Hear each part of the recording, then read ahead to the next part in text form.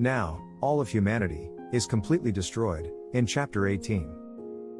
So, when you were introduced to the New Jerusalem, in chapter 21, the new heaven and earth being witnessed, is in the fields, below the surface of this world.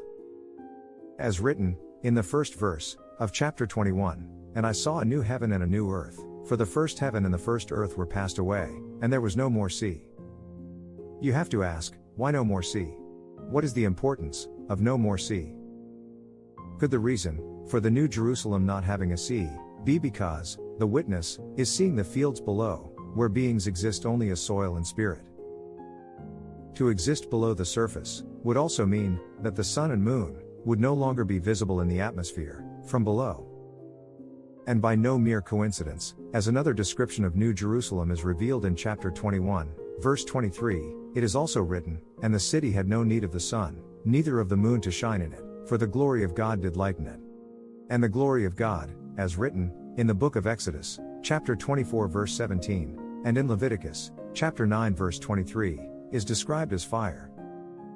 Now, remember, all of humanity and all of the earth was destroyed, just 3 chapters before the visions of New Jerusalem in chapter 21. And the New Jerusalem is a place without seas, nor the beacons of the sun and the moon. So without waters, or sunlight. The chosen of the Lord of darkness will exist as spirit and soils only.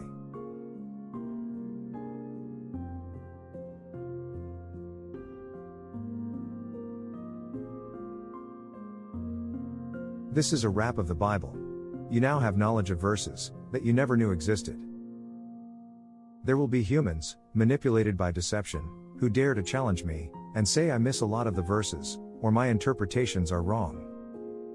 However, I will say this only one more time, the Bible comes with a handful of truth, and 2 handfuls of lies, and I focus on the truth. I offer the fine print, where interpretation is not required, and the words speak for themselves.